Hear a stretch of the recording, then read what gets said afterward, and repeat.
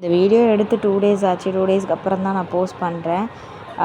So இது ஒரு customer எனக்கு கால் பண்ணி எனக்கு வந்து என்னோடய ஸ்பெஷல் பர்சனுக்காக நாளைக்கு பர்த்டே அவங்களுக்காக எனக்கு வந்து ப்ரௌனி நீங்கள் ரெடி பண்ணி கொடுக்கணும் அப்படின்னு சொன்னால், அதுவும் சர்ப்ரைஸாக நான் கொடுக்க போகிறேன் அப்படின்னு சொல்லி அந்த ஸ்பெஷல் பர்சன்கிட்டேயே போய் அவங்க என்ன ஃப்ளேவர் உங்களுக்கு பிடிக்கும், நான் சாப்பிட போகிறேன், என்ன ஃப்ளேவர் நல்லாயிருக்கும் அப்படின்னு கேட்குற மாதிரி கேட்டு அவங்க நட்டல்லா ப்ரௌனி நல்லா இருக்குன்னு சொன்னோடனே என்கிட்ட வந்து நட்டல்லா ப்ரௌனி ஆர்டர் கொடுத்தாங்க.